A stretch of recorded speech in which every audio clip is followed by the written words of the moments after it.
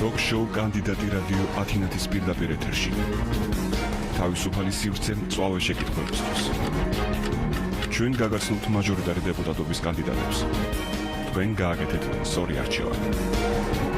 გვისმინეთ და გვიყურეთ ყოველ სამშაბათსა და ხუთშაბათს 16 საათსა და 16 წუთზე. მოგესალმებით, პირდაპირ ეთერშია talk-show კანდიდატი მე თია შონია ვარ, რადიო ათინათის საინფორმაციო განყოფილების მთავარი რედაქტორი, ჩემთან ერთად გადაცემას გაუძღვება ტრადიციულად არჩილ თოდუას, საერთაშორისო გამჭვირვალობა საქართველოს ზუგდიდის ოფისის ხელმძღვანელი. მოგესალმები არჩილ. მოგესალმებით თეა, მივესალმები ჩვენს რადიო მსმენელს. დღეს ჩვენი სტუმარი გახლავთ პოლიტიკური გაერთიანება სახელმწიფო ხალხისთვის ქალაქ ზუგდიდის მაჟორიტარი დეპუტატობის კანდიდატი ბატონი ვახტანგ ცხადაია. მოგესალმებით ბატონო ვახტანგ. დიდი მადლობა მოწვევისათვის, თქვენს მოგესალმებით და მოგესალმებით თქვენს მსმენელებს და მაყურებლებს. რადიო ათინათისა და საერთაშორისო გამჭვირვალობა საქართველოს ერთობლივი გადაცემა კანდიდატი. რადიო მსმენელო და ასევე მაყურებელო, რადიო ათინათმა გამოყო უფასო საეთერო დრო, რათა ამომრჩევლებს გააცნოს ქალაქ ზუგდიდის და ასევე ზუგდიდის ყველა უკლებრივ მაჟორიტარობის კანდიდატი, მათი ბიოგრაფია, ასევე გამოცდილება, პარტიის საარჩევნო პროგრამა და არჩევის შემთხვევაში კონკრეტული სამომავლო გეგმები. სანამ უშუალოდ გადაცემის პირველ ტრადიციულ შეკითხვას დაუსვამთ ბატონ ვახტანგ ცხადაიას, მოვისმინოთ მისი ბიოგრაფია. ვახტანგ ცხადაია დაიბადა 1957 წლის 28 სექტემბერს. განათლება 1975-80 წლებში სწავლობდა საქართველოს ტექნიკური უნივერსიტეტის ჰიდროტექნიკის ფაკულტეტზე, სამდინარო და ჰიდროტექნიკურ ნაგებობათა ჰიდროტექნიკური მშენებლობა. 1991-87 წლებში მუშაობდა საქსახკომსოფტექნიკის სამტრედიის ნომერ 2 სამშენებლო სარემონტო სამმართველოში, სარემონტო სამმართველოს მშენებელი ოსტატის სამუშაოთა მწარმოებელი. 1987 წელს ნომერ 1 ტრესტი კოლხეთ მშენი სამუშაოთა მწარმოებელი. 1988 წელს საქაგრომრეწვის სამშენებლო სარემონტო სამმართველოს გალის ნომერ 9, ნომერ 1 სპეცსამშენებლო უბნის უფროსი. 1988-92 წლებში საქაგრომშენის ნომერ 5 ტრესტის ნომერ 1 სპეცსამშენებლო სამმართველოს უფროსი. 1994-98 წლებში სააქციო საზოგადოება ლაზიკა, მოძრავ მექანიკური კოლონიის უფროსი. 1998-2002 წლებში ზუგდიდის ქალაქის საკრებულოს დამოუკიდებელი წევრი. 2006-2009 წლებში ზუგდიდის მუნიციპალიტეტის საკრებულოს თავმჯდომარე. 2009-2012 წლებში სახელმწიფო რწმუნებულის გუბერნატორის მოადგილე სამეგრელო ზემოსვანეთში. 2004-2005 წლებში ერთიანი ნაციონალური მოძრაობის ზუგდიდის ორგანიზაციის თავმჯდომარე. 2016 წლის 4 მარტიდან 2016 წლის 18 მაისამდე იყო საქართველოს განვითარების ფონდის წარმომადგენელი სამეგრელო ზემოსვანეთში. 2016 წლის 19 მაისიდან დღემდე არის პოლიტიკური მოძრაობა პაატა ბურჭულაძე სახელმწიფო ხალხისთვის სამეგრელო ზემოსვანეთის მხარის კოორდინატორი. 2016 წლის 29 აგვისტოს პოლიტიკური მოძრაობა პაატა ბურჭულაძე სახელმწიფო ხალხისთვის თავმჯდომარემ განმუხურში ზუგდიდის ნომერ 65-66 საარჩევნო ოლქში მაჟორიტარ დეპუტატობის კანდიდატად დაასახელა. ყავს შვილი ივანე ცხადაია. მე შევახსენებ როგორც მაყურებელს, ასევე რადიო მსმენელს, რომ თქვენ მოისმინეთ ბატონ ვახტანგ ცხადაიას ბიოგრაფია და სანამ უშუალოდ გადაცემის პირველ ტრადიციულ შეკითხვას დაგისვამთ, მოგმართავთ თქვენ რადიო მსმენელო და მაყურებელო, თქვენ შეგიძლიათ მოგწეროთ შეკითხვები და მოსაზრებები რადიო ათინათის Facebook გვერდზე, გადაცემის მსვლელობის დროს, თუ კი გარეკოთ ტელეფონის ნომრებზე 25 10 59 და 22 10 59. ბატონო ვახტანგ, როგორ აფასებთ წინა საარჩევნო გარემოს, როგორ მიმდინარეობს თქვენი პოლიტიკური გაერთიანების საარჩევნო კამპანია სამეგრელოში? დიდი მადლობა შეკითხვისთვის. საერთო სიტუაცია, წინა საარჩევნო სიტუაცია ჯერჯერობით არის მშვიდი, ნორმალური. ესეთ დიდ პროცესს შეიძლება ისეთი პატარ-პატარა ის ახდეს თან, მაგრამ ესეც თანმდევი პროცესია, მაგრამ მთავარია არ იყოს ისეთი მასშტაბური დარღვევები, ერთმანეთთან ისეთი დაპირისპირება, რაც საერთო შედეგზე იმოქმედებს და დღეების მდგომარეობით თუ არ ჩავთვლით ახლა ისეთ ინციდენტებს ლოკალურს, რომელიც შეიძლება პიროვნებების სუბიექტური თუ რაღაც ობიექტური მიზეზები აქვს, ესეთი მნიშვნელოვანი დარღვევების ის ჯერ არ ყოფილა. კი ბატონო, მსმენელებს რო განვმარტოთ, თუ რატომ უნდა დაგიჭირონ თქვენ მხარი, რატომ დაერჩიოს ქალაქ ზუგდიდის სამომრჩეველმა ვახტანგ ცხადაია მაჟორიტარად საქართველოს პარლამენტში? დიდი მადლობა ამ შეკითხვისთვის. მე პირველ რიგში მე და ჩემი ოჯახი უკვე მესამე საუკუნეა ზუგდიდში ვცხოვრობთ იქ, სადაც მაქვს იურიდიული მისამართი. მთელი ჩემი შეგნებული ცხოვრება მე გავატარე ამ ქალაქში, არ ყოფილა დრო წუთი სიტუაცია, როცა მე ზუგდიდის ცხოვრებით არ მიცხოვრია. გარდა ამისა, აი ჩემი პირველი ზუგდიდთან ესეთი ურთიერთობა საქმიანი და ისეთი რისი კეთებას მე შემეძლო, ეს იყო როგორ შედგა როგორც მშენებელი და ზუგდიდში და არა მარტო ზუგდიდში, მთელ სამეგრელოში ჩემს მიერ აშენებულია მრავალი ობიექტი სამრეწველო თუ სამოქალაქო, სადაც უამრავ ხალხთან მქონდა შეხვედრა და მე მგონი ერთი აგური ამ ქვეყნის და ამ ქალაქის სიკეთისთვის მეც დამედვი, ამიტომ ჩემ თავს მივეცი უფლება, რომ მე წავდგე ჩემი ზუგდიდელების წინაშე როგორც მაჟორიტარი დეპუტატობის კანდიდატი. გარდა მშენებლობისა მე 90-იანი წლები 98 წელს ეგ იყო პირველი ადგილობრივი თვითმმართველობის არჩევნები, სადაც ვიყავი ქალაქის საკრებულოს წევრი და აი თვითმმართველობის ფორმირებაში ფაქტიურად ადგილზე მეც მიმიღია მონაწილეობა. ამიტომ ვამაყობ მე ჩემი წარსულით, რაც ის იყო სამშენებლო პოლიგონზე თუ სახელმწიფო საჯარო სამსახურში და ჩემი დღევანდელი მოქალაქეობრივი სტატუსი და მდგომარეობა მაძლევს იმის საშუალებას, რომ მე როგორც ზუგდიდელი მქონდეს პრეტენზია იმისა, რომ ვიყო წარმომადგენელი საქართველოს უმაღლეს საკანონმდებლო ორგანოში ზუგდიდელების მიერ არჩეული. დიახ, მე შევახსენებ ასევე მაყურებელს და რადიო მსმენელს, რომ ჩვენ ეთერში სარეკლამო ჭრის შემდგომ დავბრუნდებით, დაგველოდეთ. ჩვენ დაგიბრუნდით პირდაპირ ეთერშია ток-შოუ კანდიდატი და დღეს ჩვენი სტუმარია პოლიტიკური გაერთიანება სახელმწიფო ხალხისთვის ქალაქ ზუგდიდის მაჟორიტარი დეპუტატობის კანდიდატი ბატონი ვახტანგ ცხადაია. თქვენ შეგიძლიათ მოგწეროთ შეკითხვები, მოსაზრებები რადიო ათინათის Facebook გვერდზე, გადაცემის მსვლელობაში, ანუ განმავლობაში დარეკოთ ტელეფონებზე 25 59 22 10 59 და ჩაერთოთ პირდაპირ ეთერში. ბატონო ვახტანგ, თქვენ სარეკლამო პაუზამდე საუბრობდით თქვენს წარსულ გამოცდილებას და ამ გამოცდილების გათვალისწინებით, რა შეიძლება იყოს თქვენი მთავარი პრიორიტეტი პარლამენტში არჩევის შემთხვევაში?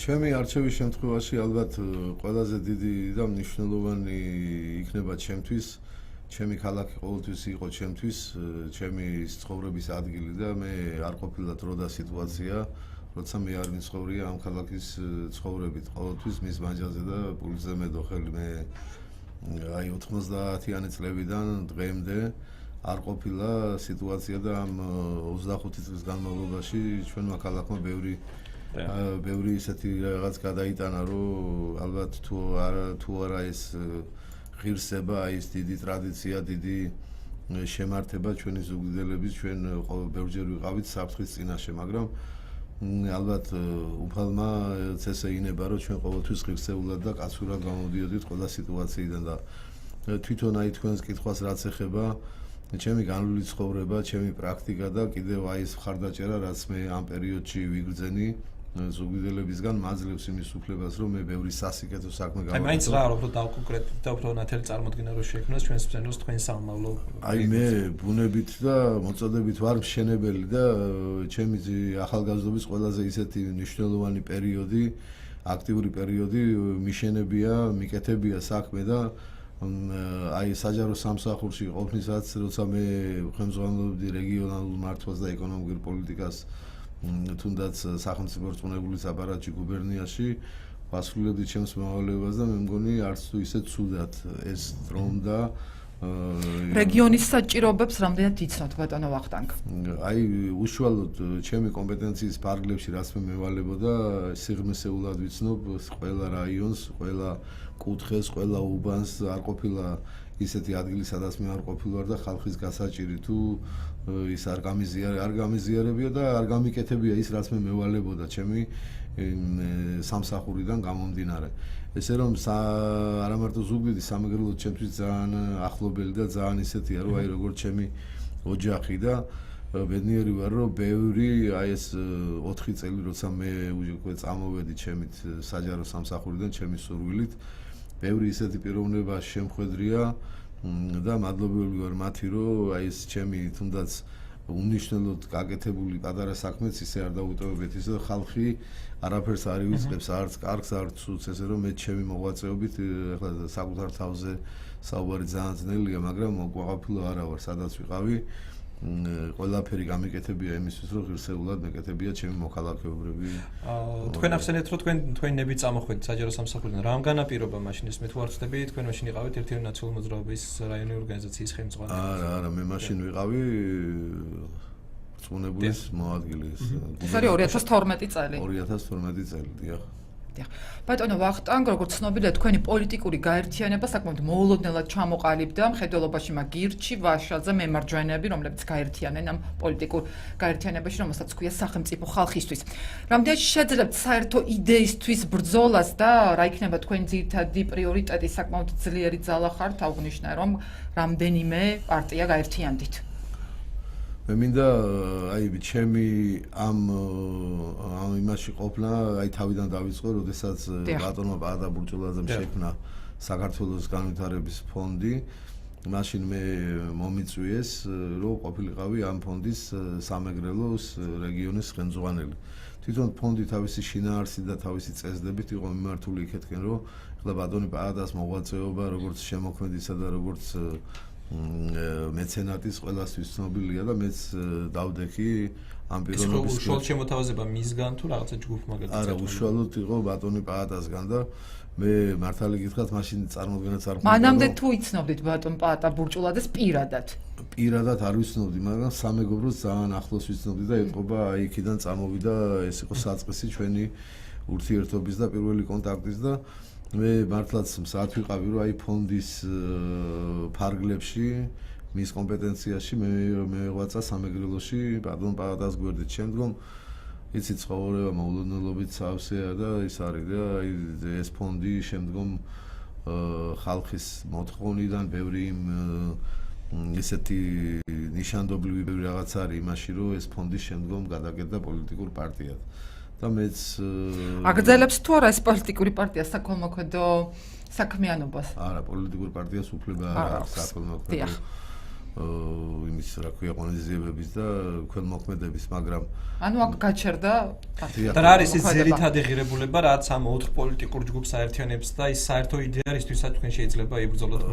მე პირდაპირ მინდა გითხრათ, რომ პირველი ბატონი პაატას როგორც ეს ფონდი გარდაიქმნა პარტიად, ბატონ პაატას მოწოდება იყო, რომ ჩვენთან პარტიაში პარტიის კარები ხია, ყველა ძალას, ყველა პიროვნებას შეუძლია მოსვლა, ვისაც ამ ქვეყნისთვის უკეთებია სიკეთე და წარსული აქვს სუფთა და მე ამაში ვერაფერ ცუდს ვერ ვხედავ ამ გაერთიანებით.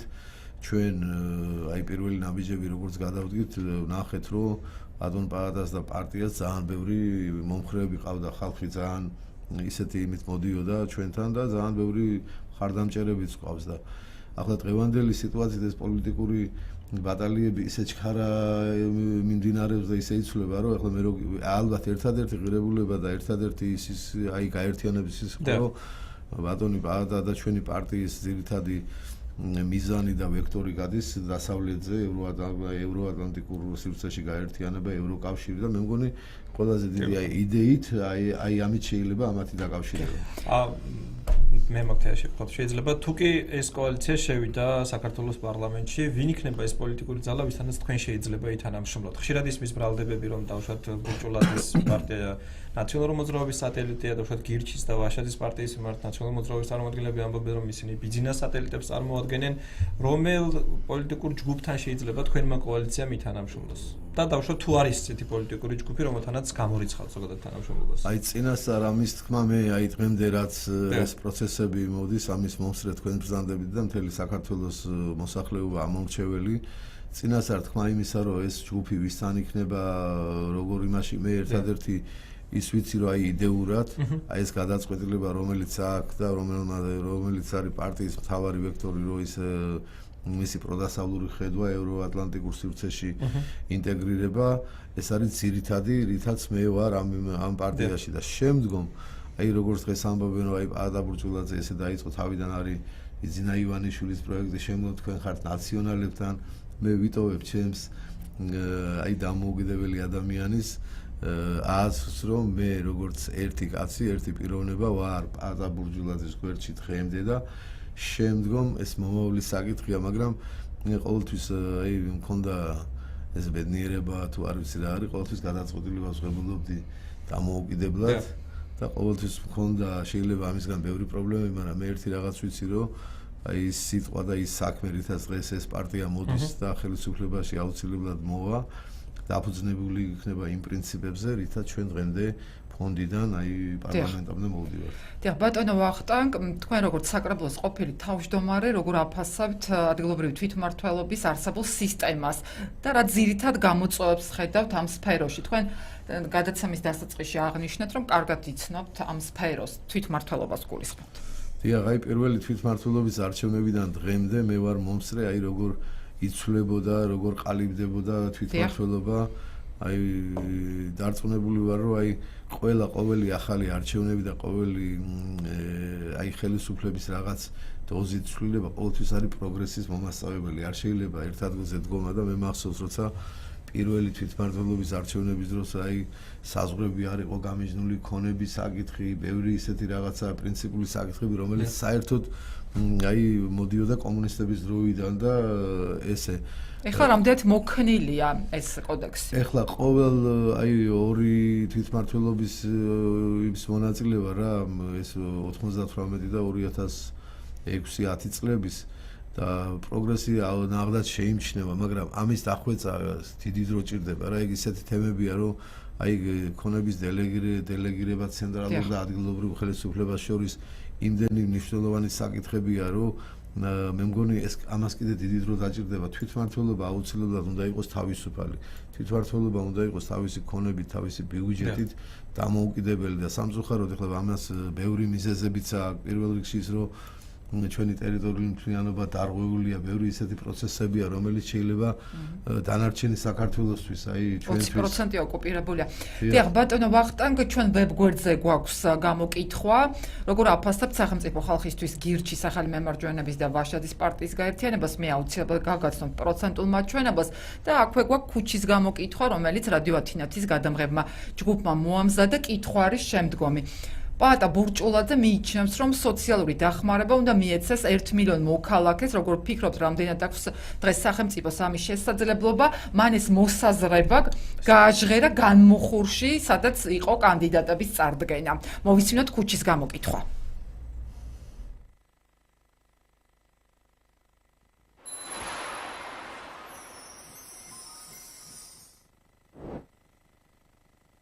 პაატა ბურჭულაძე მიიჩნევს, რომ სოციალური დახმარება უნდა მიეცეს 1 მილიონ მოქალაქეს. როგორ ფიქრობთ, რამდენად აქვს დღეს სახელმწიფოს ამის შესაძლებლობა? სახელმწიფოს რა შესაძლებლობა ექნება, როცა ბიუჯეტიდან თუ ფული არ იქნა, ისე ვერაფერს ვერ გეტყვი. ბიუჯეტი უნდა იყოს შევსებული, რომ და სამუშაო ადგილები უნდა იყოს ხალხისთვის. არა მგონია, რომ შეეძლოს, მაგრამ ალბათ აქვს რაღაც სხვა რესურსები მაგას, რომელსაც გამონახავს და სიტყვასაც გაამართლებს. რა ვიცი, არა, საშკრები ალბათ, რა ვიცი. უნდა გამონახოს სახელმწიფო ამის შესაძლებლობა როგორ იქნება. აი მიდო მაძლევს, მაგით თუ არა, რომ არ კონდეს მის შესაძლებლობა არ მისცემ. თუ იქნება ეს სინამდვილეში მართლა კარგი იქნება, კარგი, მაგრამ დაპირება ბევრმა იცის, მაგრამ მე არაფერს გაკეთება არ შეუძლიათ და არაფერსაც არ აკეთებენ. შეუძლიათ, მაგრამ არ აკეთებენ სინამდვილეში რაც გასაკეთებელია. სახელმწიფო შეიძლება აქვს, მაგრამ უაზროდ ხარჯავს და პატას არაფერი არ შეუძლია. მე არ მესინოს. დღევანდელი რესურსი და ამ სახელმწიფოს ეხლა სადაც ვარ ჩვენ, შეუძლებელია ვინმეს რამეთი დაეხმარო. ესენი ცდილობენ მხოლოდ ჩაქვლონ მიწაში და ზევით თავი არ მოგაყოფინონ. მე არ მჯერა არაფრისა. იმედი გასწრებული ვარ ყველაფერში. აღარის არ დაეხმარება ის. პაატა ბურჭულაძე ემღერა ის უკეთესი იქნებოდა. ემღერა და მაგის სახელი არ დაიკარგებოდა არანაირად. ამ პოლიტიკაში ახლა გაქრება. გააჩნია რა ვარიანტებში იპოვეს. ნუ ეხლა თუ კი მოინდომეს ყველაფრის შესაძლებლობა აქვს. და მით უმეტეს ეხლა ბურჭულაძეს არ გაუჭირდება, თუ მოინდომეს გააკეთებ. ბატონო ვახტანგ, ჩვენ პირდაპირ ეთერში ვართ, თქვენ მოისმენთ ქუჩის გამოკითხვა, მე შეგახსენებთ, რომ კითხვა იყო ასეთი, პაატა ბურჭულაძე მიიჩნევს, რომ სოციალური დახმარება და მიეცეს 1 მილიონ მოქალაქეს და არაერთგვაროვანი იყო გამოკითხვა, თქვენც მოისმინეთ ეს. რა კომენტარს გააკეთებდით ამ თემასთან დაკავშირებით და გაქვთ თუ არა რაიმე სახის, ესე იგი, როგორ დაეხმარებით ამ ხალხს?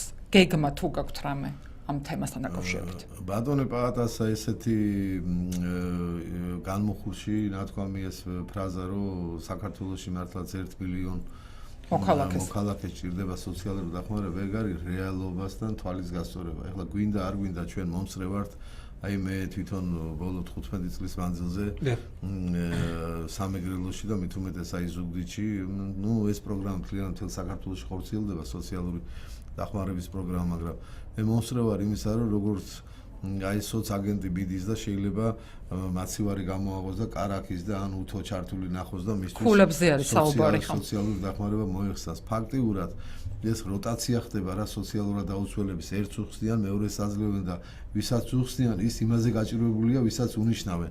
ამიტომ თვითონ ეს მიდგომა არის არასწორი და ბატონი პაატა და ჩვენი პარტიის პროგრამაში ეს ნათლად არის გაწერილი, რომ ის პიროვნებები, ვისაც მართლაც ეკუთვნის ეს სოციალური დახმარება 4 წლის განმავლობაში არ იქნება გადახედილი მისი მდგომარეობა ანუ თქვენ აპირებთ სოციალური დახმარებების გაცემის სისტემის შეცვლას რეალურად. სისტემა უნდა შეიცვალოს, იმიტომ რომ სოციალურად გაჭირვებულს აი მართლაც უნდა აღირსოს, ვინც არის მართლაც უნდა მიეცეს დახმარება, მაგრამ თავარი რაშია, რომ აი თუნდაც ის დღეს სოციალურად დაუცველია და მას არ აქვს იმის საშუალება, რომ მცირე ბიზნესი აწარმოოს, თუნდაც რაღაცა მოიყვანოს, ან ვიღაცამ ფული ჩამოურიცხოს საზღვარგარეთთან, ეს უკვე არის მისი ამ დახმარების დაკარგვის საშიშროება.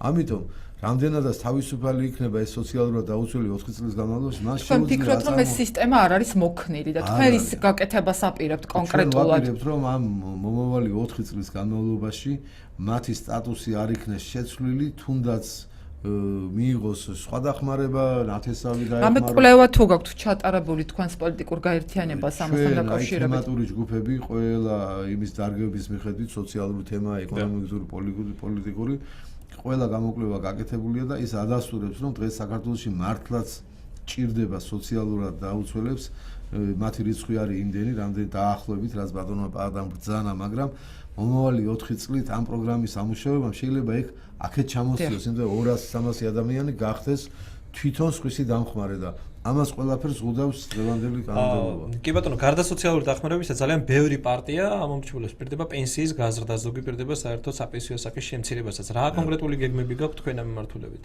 ჩვენი აი ძალიან ძლიერი ეკონომიური ჯგუფი ყავს და მე მრავალჯერ მქონდა მათთან შეხვედრა, გავეცანი მათ პროგრამას. აი ყველაზე აი ეს მნიშვნელოვანი არის ის, რომ 600-700 მილიონი ლარის მობილიზება შეიძლება აი იმ ბიუჯეტიდან, იმ თანხებით, რომელიც იხარჯება სრულიად უმიზნოდ არა, მაგრამ ვიღაცეების აი სამინისტროების უწყებების თუნდაც აი ეს იმდენად შტატების გაბერილი შტატებითა და იმით, რომ მათი მობილიზაციით შეიძლება 250 ლარი მიიღოს თითოეულმა პენსიონერმა. ეს არის რეალური, აი რისი გაკეთებაც შეიძლება. ჩვენ ეთერში სარეკლამო ჭრის შემდგომ დავბრუნდებით პირდაპირ ეთერში. დაგვირეკეთ 25 10 59 ან 22 10 59. დაგიბრუნდით პირდაპირ ეთერში. ეთერშია ток-შოუ კანდიდატი, დღეს ჩვენი სტუმარი გახლავთ პოლიტიკური გაერთიანება სახელმწიფო ხალხისთვის ქალაქ ზუგდიდის მაჟორიტარი დეპუტატობის კანდიდატი ბატონი ვახტანგ ცხადაია. ბატონო ვახტანგ, თქვენ გადაცემის პირველ ნაწილში საუბრობდით ადგილობრივ თვითმმართველობაზე და თქვით, რომ ამ კუთხით საკმაოდ გამოცდილება გაქვთ. თქვენ იყავით ამავდროულად გუბერნატორის მოადგილე რამდენიმე წლის განმავლობაშიაც და ხშირად ისმის და ისმოდა საუბარი მის შესახებ, რომ ეს გუბერნატორის ინსტიტუტი არის რაღაცა კონტროლის საშუალება ცენტრალური ხელისუფლებისათვის მუნიციპალიტეტებზე. როგორ იყო თქვენ დროს, როგორია დღეს და რას აპირებთ თქვენ ამ მიმართულებით? თუ აქვს რაიმე კონკრეტული გეგმა თქვენს პარტიას, რომ ან შეცვალოს ეს გუბერნატორის ინსტიტუტი, დავუშვათ ჩვენ ქართული ოცნება გვთავაზობდა 2014 წელს იყო რაღაცა რეგიონული დონის თვითმმართველობა გუბერნატორის ინსტიტუტის ნაცვლად. რა იქნება თქვენი კონკრეტული გეგმები და როგორ აფასებდით და როგორ აფასებთ დღეს ამ ინსტიტუტის საქმიანობას?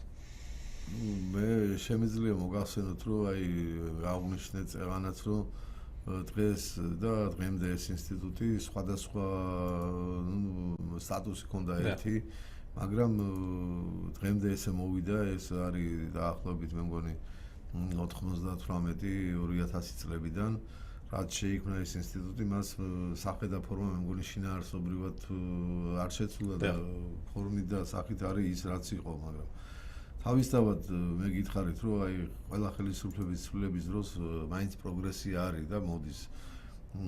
თვითონ ეს გუბერნატორის ინსტიტუტი ალბათ მე ბევრჯერ მქონდა ამაზე საუბარი და ბევრ შეხვედრებზე ბევრ პოლიტიკოსაც აღნიშნავს ის, რომ აი ამ პირობებში დღეს რაც არის, აი საქართველოს ტერიტორიული მთლიანობა დარღვეულია, 20% ოკუპირებულია და აი ეს ალბათ ჩემის აზრით ჯერჯერობით მას თავისი მნიშვნელობა არ დაუკარგავს.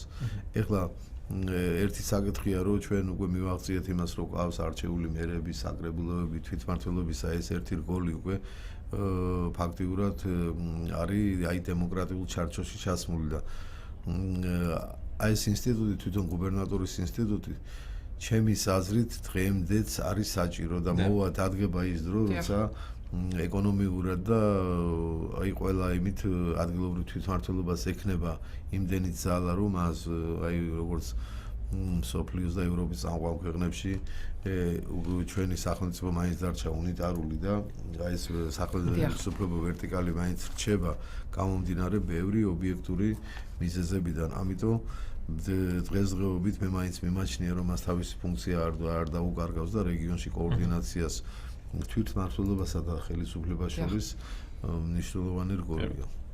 ბატონო ვახტანგ, როგორ აფასებთ სხვა პარტიის შანსებს საპარლამენტო არჩევნებზე? და ვის მიიჩნევთ თქვენს ძირითად კონკურენტად, მაგრამ ეს რო უთხრა ჩვენს რადიოს მიერ.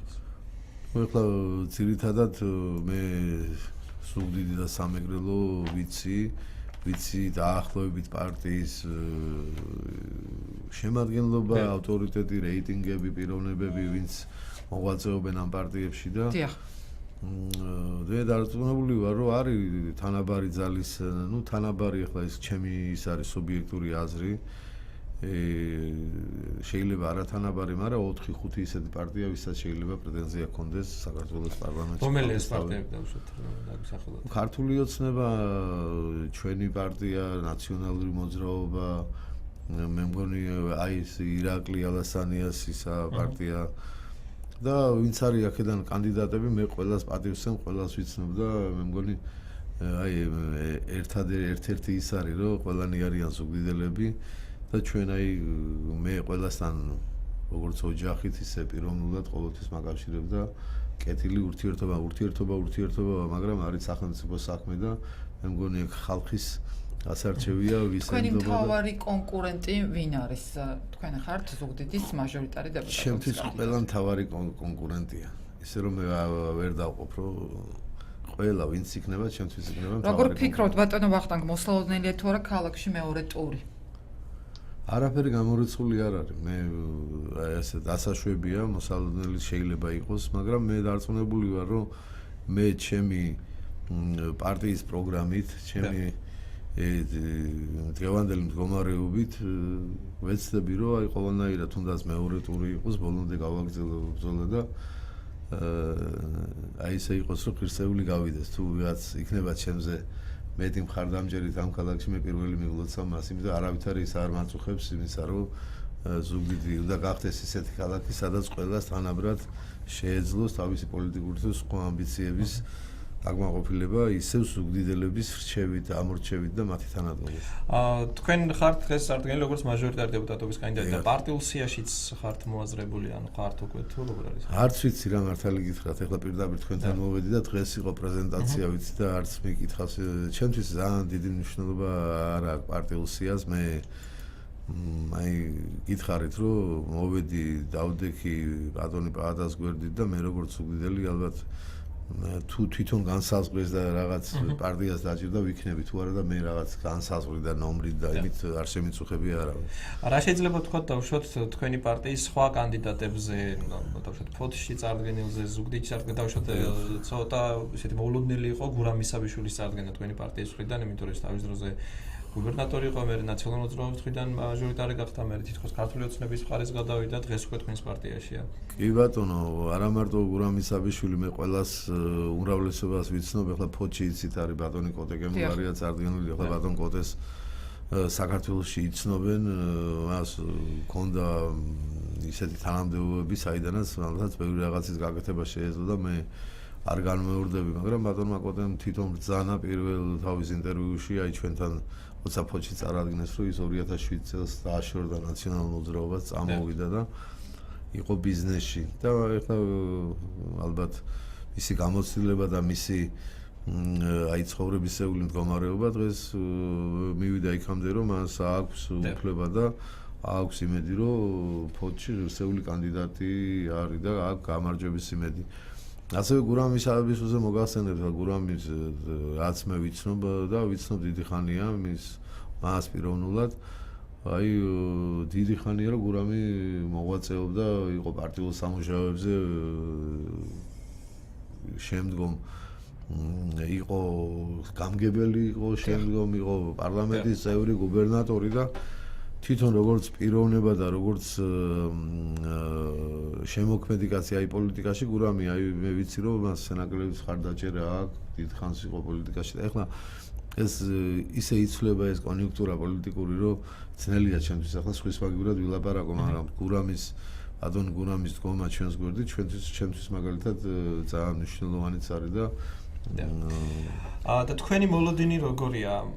ბევრი საუბრობს იმაზე, რომ ეს არჩევნები 8 ოქტომბრის იქნება ძალიან მშვიდი, წყნარი, ზოგიერთი იძახის, რომ შესაძლებელია კონდეს ადგილი გაყალბებას, რაღაცა ძალადობას. რა მოლოდინი გაქვთ 8 ოქტომბერს, როგორ შეიძლება 8 ოქტომბრის დღემ ჩაიაროს? ეხლა იცით რა არის ყველაზე მნიშვნელოვანი ის არის, რომ აი ყველა დროს და ყველა ხელისუფლება, როცა მე ხელისუფლებაში ვიყავი, მაშინაც იგივე იყო რა. აი ეს სახელმწიფო რესურსი, ეხლა კომისიებში რო ჩავიხედოთ, ეხლა არ მინდა მე ამის ბოლომდე ჩაძიება, მაგრამ ვიცით რომ ეხლა ყველა ვიღაცის ნათესავი, ვიღაცის ისა და არა და იმ კომპლექტება გაქვთ ხედველობაში?